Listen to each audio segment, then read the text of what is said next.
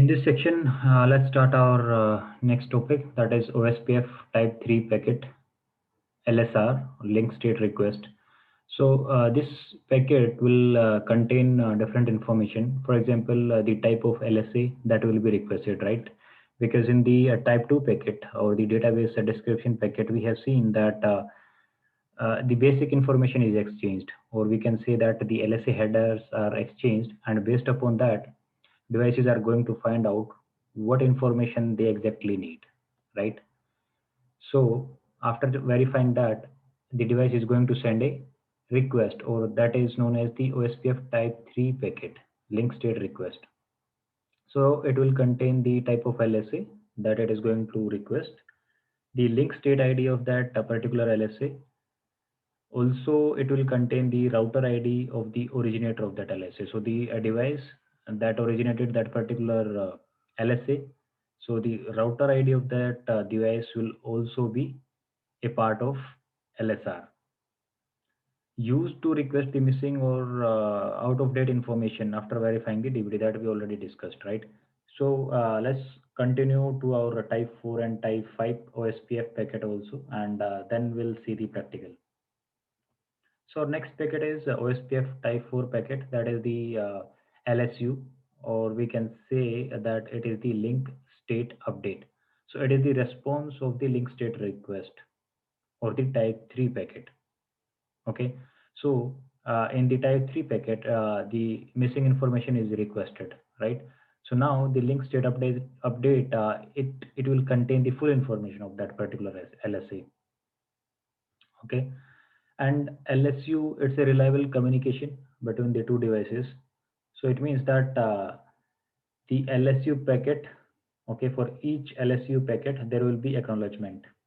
Okay, if there is no acknowledgement received by any device for a particular link state update, then we do have a retransmit timer that is of 5 seconds in OSPF. So if the device did not receive any update, the acknowledgement against the link state update, then the LSU packet will be resent after every 5 seconds. So this is the retransmit timer. Our last packet is the OSPF type 5 packet, that is the link state acknowledgement that we discussed in our previous section, that for each LSU there will be acknowledgement, because we do have the reliable communication between our devices in OSPF. And the link state update, that will be basically the link state update is the LSA header that we exchanged in the DVD. Okay, so if you talk about the content of the acknowledgement, so that the acknowledgement is nothing but the LSA headers that we exchanged in the database description packet, that we'll see when we'll capture the packet. Okay, so the next thing is that the DR and BDR, they are going to send the LSAC to 224.0.0.5, and all the router which are neither the DR or nor the BDR, so they'll send the LSAC to the 224.0.0.6, which is the multicast address for the DR and BDR. Now let's see all these three packet with a quick practical. Our simple topology that we'll use for this particular practical. So we do have R1, R2, and R3. So R1 is acting as a DR, R2 is the BDR, and R3 is a non-DR BDR router. So first of all, what we will do for the LSR and LSU, uh, I'll set this interface R3 F0 by 0. So you can consider that we do have only two routers, R1 and R2, which are acting as DR and BDR. Okay. Okay. So now let's capture this link.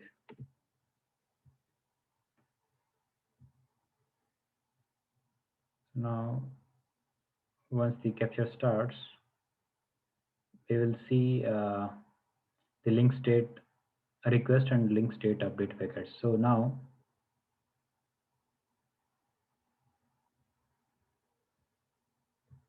let's go back to the CLI. So I'm on R2. If I do a show IP OSPF neighbor, so we can see the neighbor information or the information of router 1. The router ID of router 1 is 0.0.0.1. So R2 for R2, R1 is the state of R1 is DR. So R1 is TR, right? And the interface that R2 is using to reach the DR or its neighbor is fast Ethernet 1x0. So as I already mentioned in my previous video for OSPF also, that if you want to generate the DVD packets again, so the whole process, so what we can do is we can just clear the OSPF process. So I just cleared the OSPF process. Let's go back to the CLI, I mean the capture. Let's stop it. And let's see from where we have started. So we have the DVDs and then we have the link state request. So this is the link state request, which is going from R2 to R1, right? Let's open it. So if you open this packet, so we have the OSPF header, which I already mentioned that OSPF header will be with each packet of OSPF. Okay, be it type 1, type 2, type 3, type 4. So for each packet, there will be OSPF header. Okay, it is mandatory. So this is the link state request.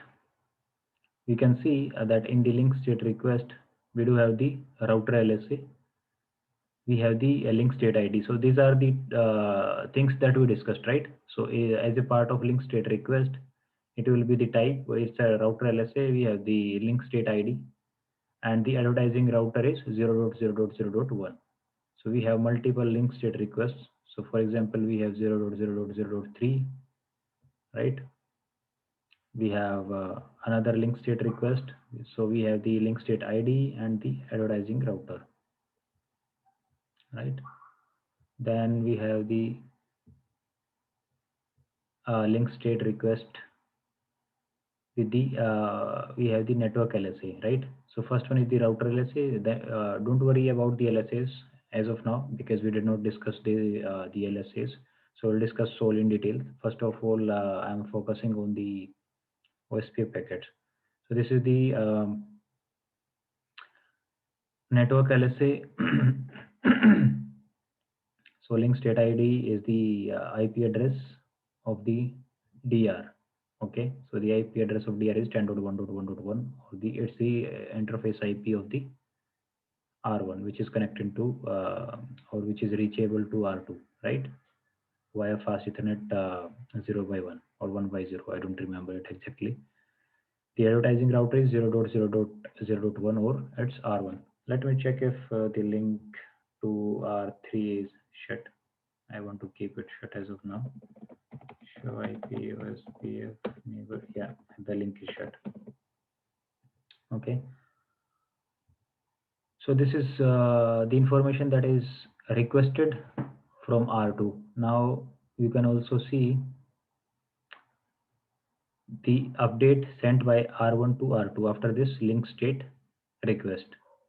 Let's open this packet. So this is the link state update. So OSPF header, as always, it's always there. Now we have the link state update, and in the link state update, you can see in our previous section, if you see there were 4 LSAs that was requested, right, by R2. Now R1 sends 4 updates against those.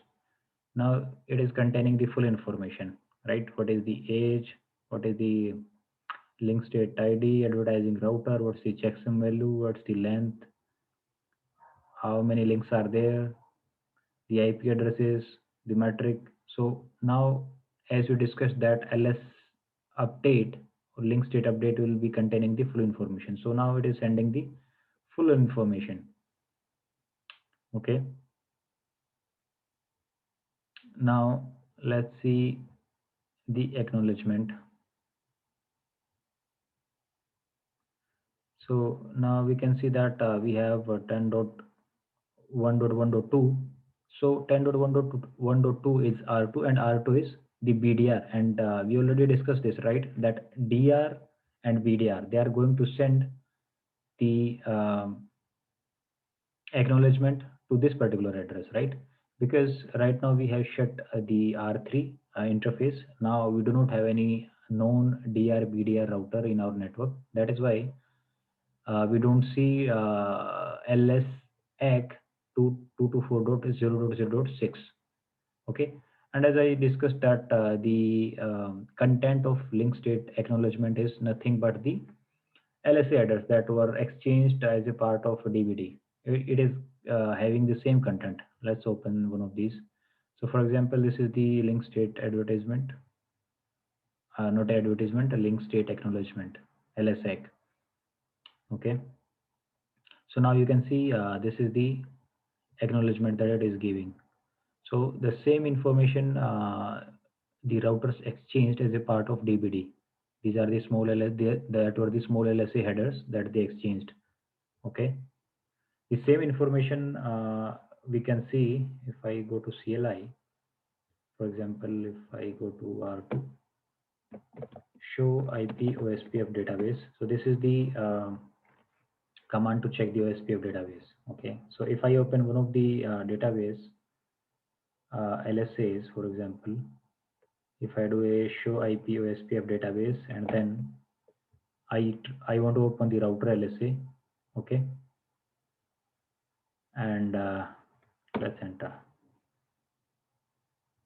So if we go back to Wireshark, so the information above the length, okay, so this portion, so this portion is the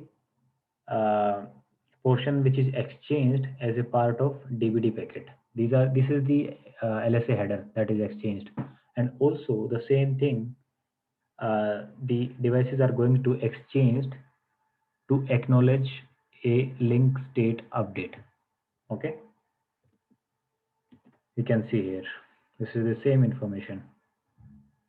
So these were the OSPF packets type 1, 2, 3, 4, and 5. In our next section we'll discuss about OSPF header.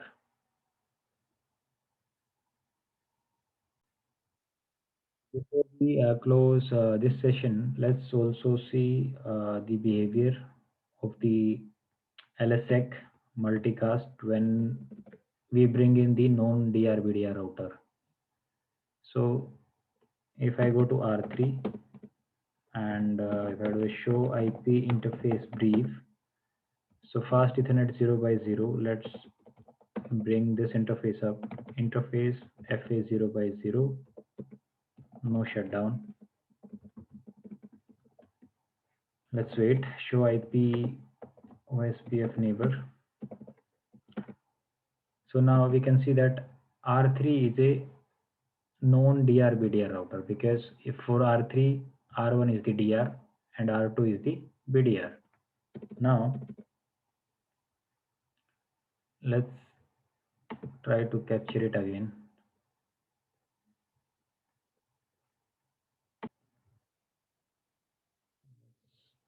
Capture this.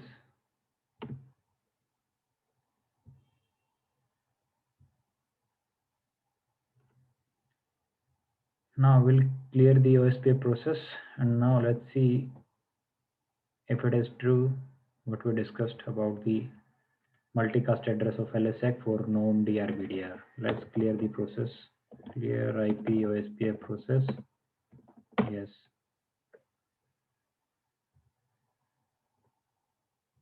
Let's pause it.